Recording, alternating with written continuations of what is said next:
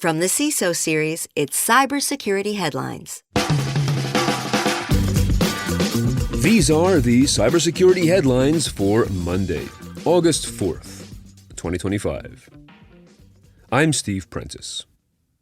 Akira ransomware delivers zero-day attacks to SonicWall VPNs. This is an incidence of targeting SonicWall VPNs, including fully patched devices with MFA and rotated credentials.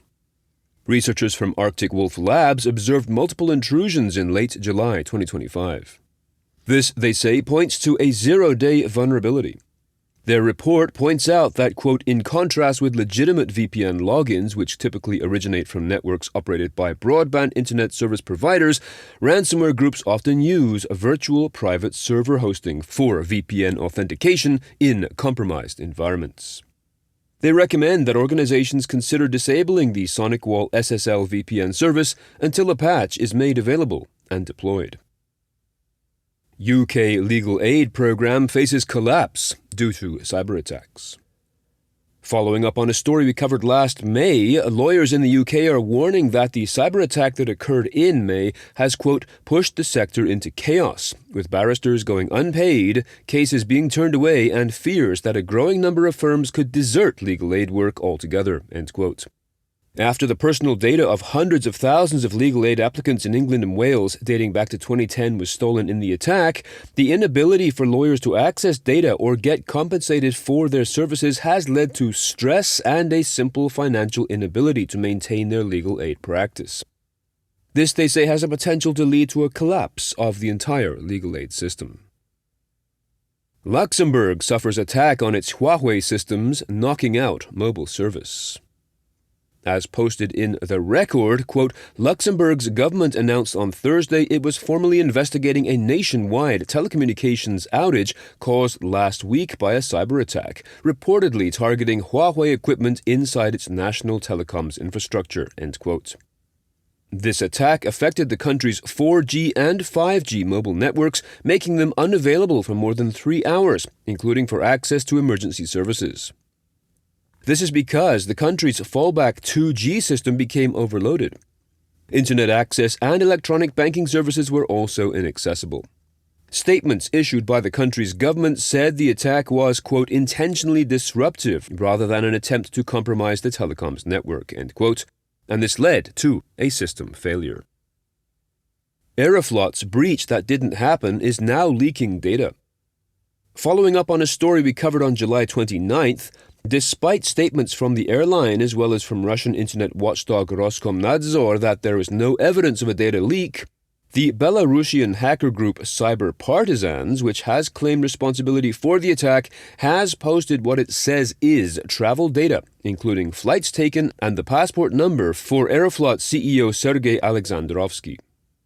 The authenticity of the leaked data has not been independently verified. Aeroflot has restored services and resumed normal operations, but cybersecurity experts warn, quote, full recovery of the airline's IT infrastructure may take longer, end quote. The Cyber Partisans group says it was able to breach the airline's systems because, quote, employees used weak passwords and the company relied on outdated versions of Windows, end quote, but these claims also have not been independently verified. Huge thanks to our sponsor, ThreatLocker. ThreatLocker is a global leader in zero-trust endpoint security, offering cybersecurity controls to protect businesses from zero-day attacks and ransomware. ThreatLocker operates with a default deny approach to reduce the attack surface and mitigate potential cyber vulnerabilities.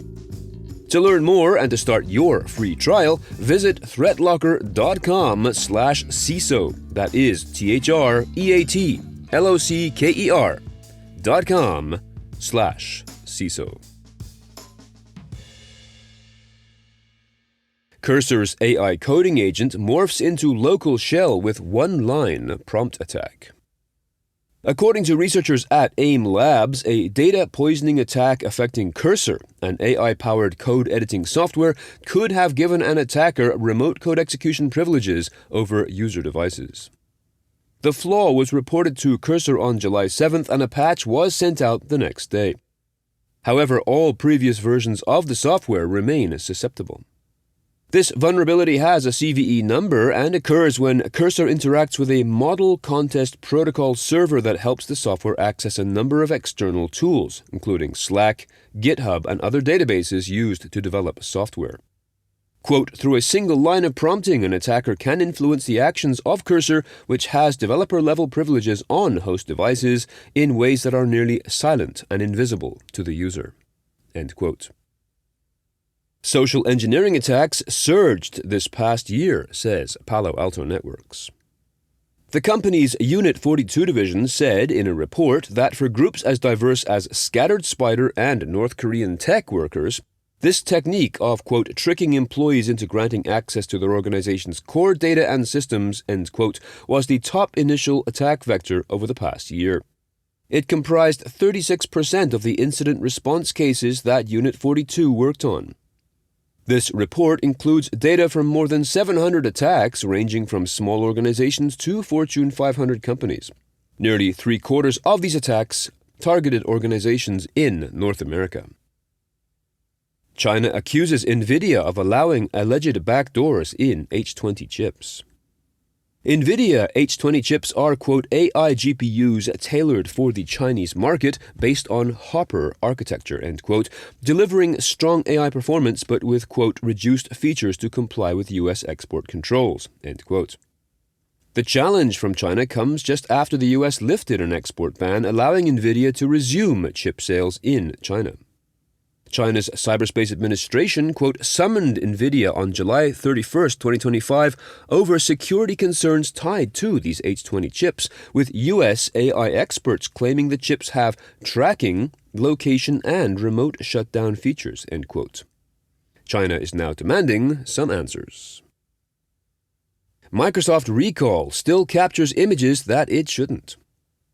Research conducted by The Register states that Microsoft Recall, the infamous AI app that takes screenshots of users' PC activity, is still screenshotting sensitive information such as credit card numbers, despite promises not to do so.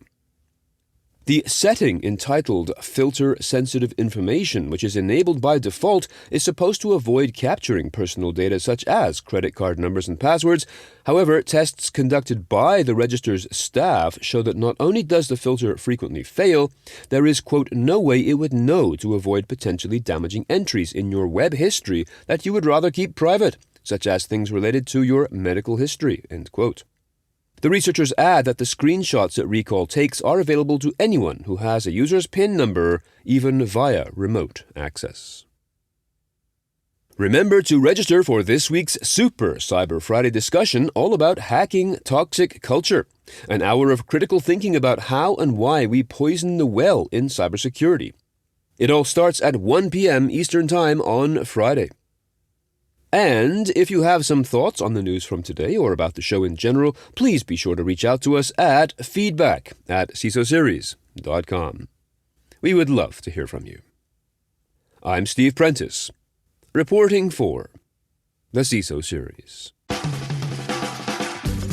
Cybersecurity headlines are available every weekday. Head to cisoseries.com for the full stories behind the headlines.